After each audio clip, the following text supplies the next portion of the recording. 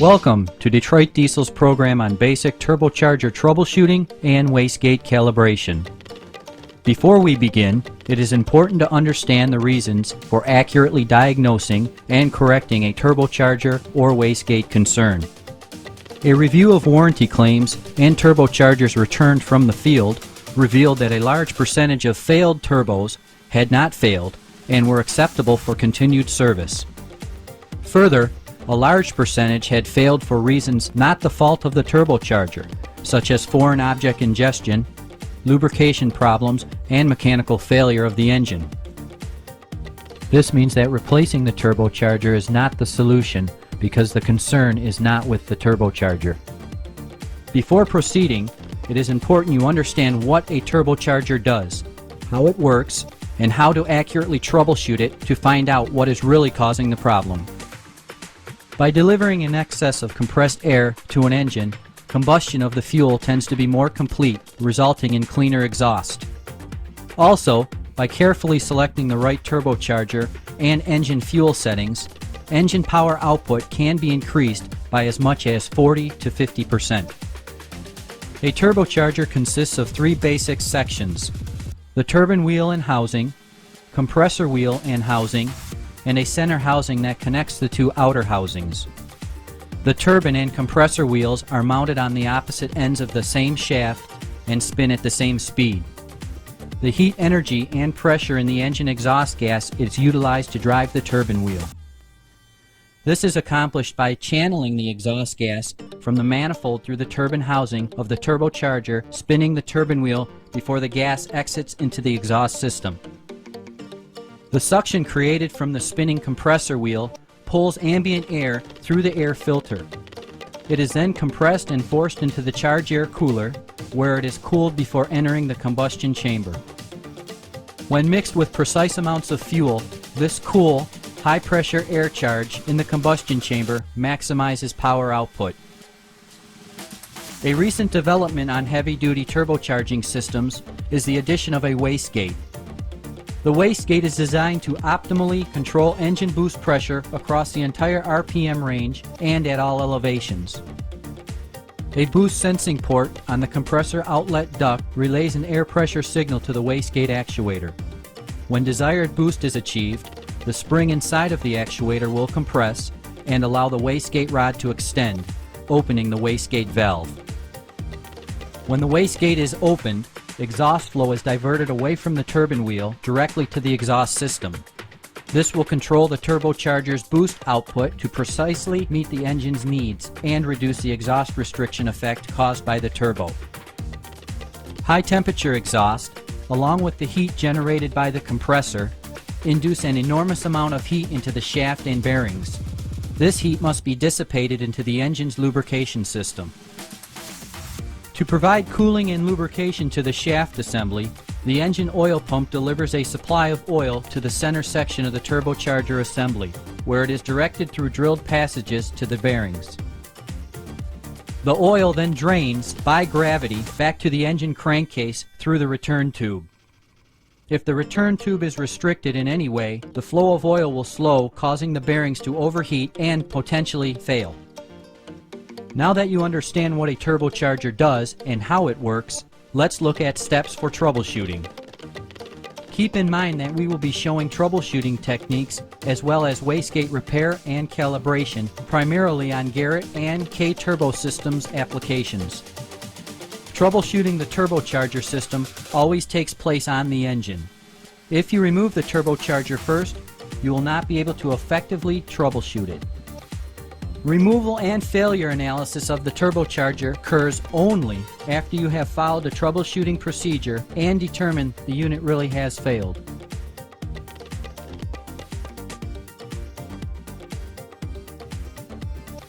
Identify the symptoms.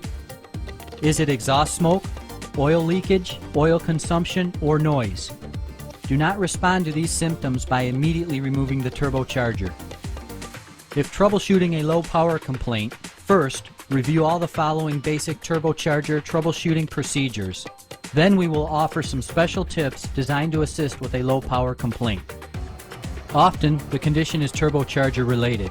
but other outside factors can create the same performance symptoms of a faulty turbocharger, causing the turbocharger to leak oil or make noise, such as a faulty air intake system.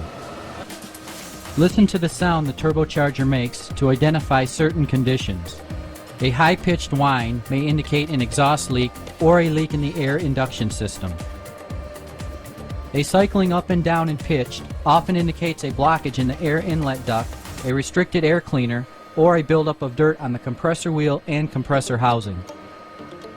A sharp, high-pitched scream may indicate that the bearings have deteriorated and one or both of the wheels is rubbing on its housing.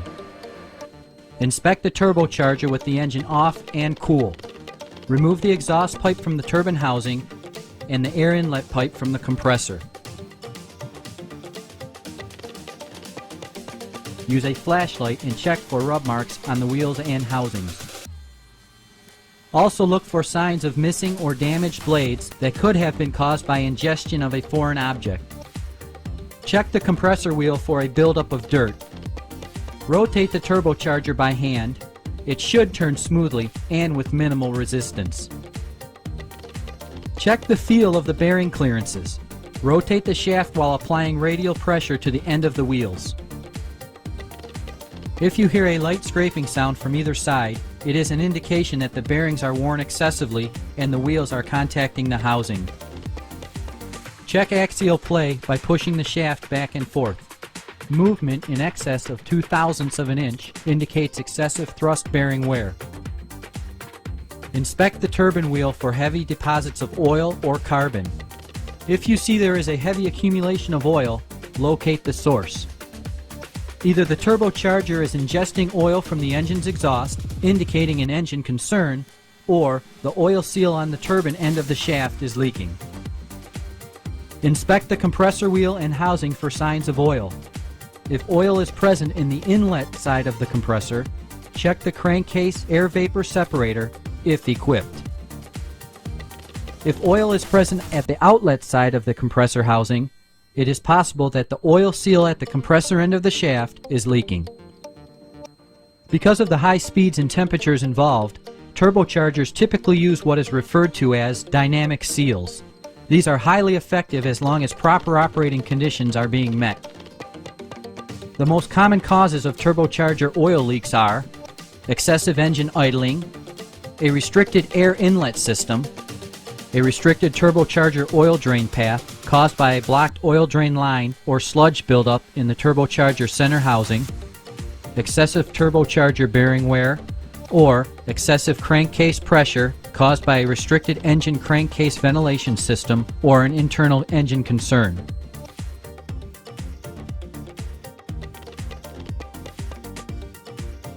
A turbocharger plays an important role in the engine's ability to produce adequate power.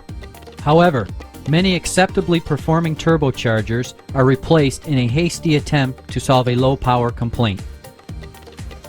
A few simple checks can verify whether a turbo is performing acceptably or not. 1. Verify the mechanical condition of the turbo as described earlier. 2. Visually check all charge air system components for leaks. Leaking hoses, broken clamps, even a leaking charge air cooler must be repaired. It may be necessary to pressure test the charge air cooler to DDC specifications to accurately determine if it is leaking. Also verify that all air ducting and the charge air cooler are free from restrictions or blockage. For example, clogged filters or kinked hoses. Number 3. Check exhaust system back pressure using the DDC guidelines published in the Engine Service Manual. A restrictive muffler or catalyst can dramatically reduce the turbocharger's operating efficiency. Number 4. Check the wastegate operation by using the following guidelines. A. Verify that the mechanical linkage of the wastegate is intact. B. Check the wastegate hose for leakage, typically caused by a damaged hose or loose clamp. C. Check the actuator diaphragm for leakage using a handheld vacuum pump. Do not use shop air. If the actuator is leaking, it should be replaced using the appropriate DDC service repair kit. D. Check the actuator calibration setting. This procedure is described later in the Checking the Wastegate Calibration section. These steps will give a good, quick indication of the turbocharger condition and can save time. Using these steps for troubleshooting will prevent unnecessary turbocharger removal and replacement.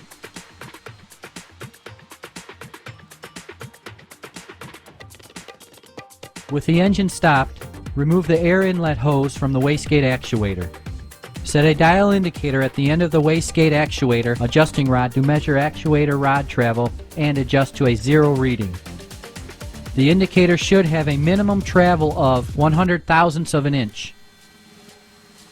Connect a high-resolution regulator and pressure gauge setup to the wastegate actuator. Slowly apply the specific calibration pressure to the wastegate actuator for your application, allowing the actuator spring to stabilize. The actuator rod travel should be a specific amount, usually 40 thousandths of an inch.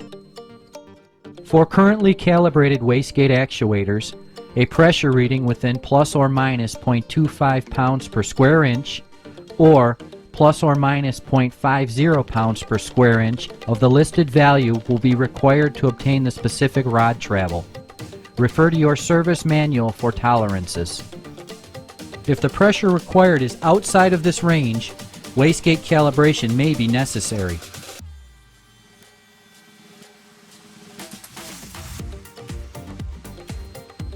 Loosen the jam nut that secures the rod end on the actuator rod. Remove the retaining clip that holds the actuator rod end on the wastegate lever arm pin. Using the pressure gauge setup, apply enough pressure to the top side actuator can port to begin moving the actuator rod, lifting the wastegate valve off of its seat. Slip the rod off of the wastegate lever arm pin. If the pressure at which the specified rod travel is below the minimum allowed, the rod must be shortened to increase actuator spring preload. If the pressure is above the minimum allowed, the rod must be lengthened to decrease actuator spring preload. With pressure still applied to the actuator, replace the rod end on the wastegate lever arm. Check the actuator pressure again. If the actuator is still out of adjustment, repeat this procedure again. If the actuator is within the specified pressure and travel requirements, reinstall the retaining clip on the wastegate lever arm pin. Tighten the jam nut to secure the rod end.